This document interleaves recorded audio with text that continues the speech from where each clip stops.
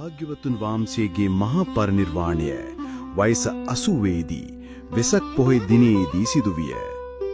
සඳුන්දර සෑයක රන් දෙනක තබා භාග්‍යවතුන් වහන්සේගේ ශ්‍රී දේහය ආදාහනය කළහ. සරියුත් තෙරුන්ගේ ශිෂ්‍ය භික්ෂුවක් වූ කේම මහරහතන් වහන්සේ 이르දියෙන් චිතකයට ඇතුළු වී භාග්‍යවතුන් වහන්සේගේ යටි හණුවේ වම් රදනක දලදාව ලබාගත්තා.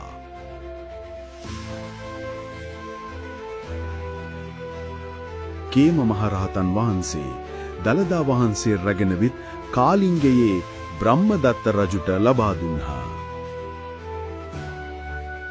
බ්‍රහ්මදත්ත රජු අලංකාර දලදා මදුරක් කරවා වන්දනාමාන කළා. ඔහුගේ ඇවාමින් ගුහසීව නම් රජ කෙනෙක් පහළ වුණා. ඔහු මිත්‍යා දෘෂ්ටික කෙනෙක් වුවත් පසුව පැහැදුනා. පඬි රජු හා චිත්‍රයාන රජුන්ගෙන් නොයෙක් ආක්‍රමණ ඇති වුණා. ඒ සියල්ල ජයගෙන නැවතත් දලදා වහන්සේ භාරකාරීත්වයේ ගුහසීහ රජුටම ලැබුණා. ගුහසීහ රජු ස්වකීය මාලිගාවේ දලදා වහන්සේ තබාගෙන පුද සත්කාර පවත්වමින් සිටින අතර කීරදාර රජුගේ බෑණනුවන් දෙදෙනෙක් දලදා වහන්සේ ලබා ගැනීමට දන්තපුරයට පැමිණි යුද්ධ කළා. යුද්ධය නිසා ගුහසීහ රජුගේ බෑණනුවන් වන දන්ත කුමරු හා තම දියණිය වූ හේමමාලා දියණිය කැඳවා තමන් පරාජයටපත් වූ හොත් දලදා වහන්සේ ලක්දිවට ගෙන ගොස් රජුට භාර දෙන ලෙස දන්වා දලදා වහන්සේ ඔවුන් දෙපරට භාර දුන්නා. ඔවුන් දෙදෙනා දලදා වහන්සේ රැගෙන ලක්දිවට එන අතරමඟදී නොයෙක් උවදුරුවලට මුහුණ පෑමට සිදු වූ නමුත් දලදා වහන්සේගේ බලයෙන් හා දෙවිවරුන්ගේ ආරක්ෂාවෙන් ඔවුන් දෙදෙනා ඉදිරියට ගමන් කළා.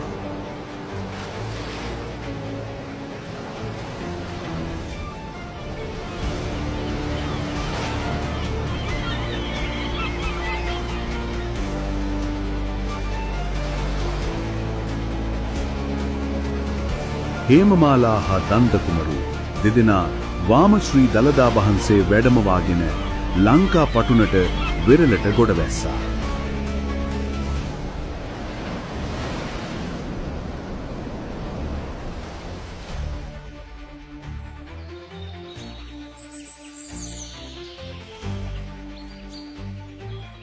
ලක්දිවට පැමිණි ඔවුන් දෙදෙනා ලක්වාසීන්ගෙන් මාර්ගතොරතුරු විමසමින් අනුරාධපුරය දක්වා ගමන් කළා.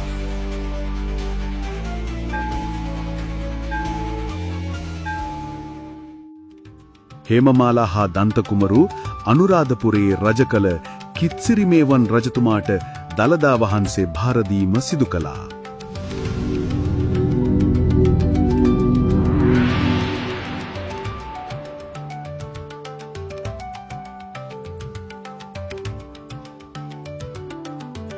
රජුට දලදා වහන්සේ භාර දීමෙන් අනතුරුව එහිදී රජතුමාට දලදා වහන්සේගේ පැහැය පිළිබඳ සැකයක් ඇති විට දලදා වහන්සේ අහසට පැන නැග ප්‍රාතිහාර්ය පෑ ආකාරය දැකීමෙන් රජතුමා ඇතුළු මහජනතාව අසීමිත බුද්ධාලම්බන ප්‍රීතියට පත් වූවා.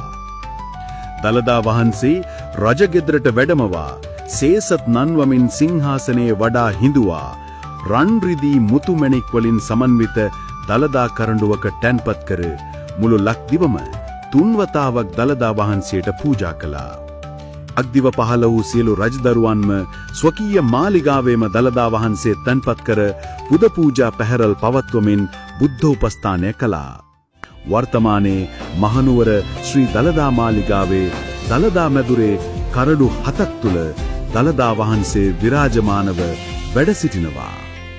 ඒතුම් වූ දලදා වහන්සේ උදෙසා සෑම වසරක් පාසාම ඇසළ පෙරහැර මංගල්‍ය පවත්වනු ලබනවා.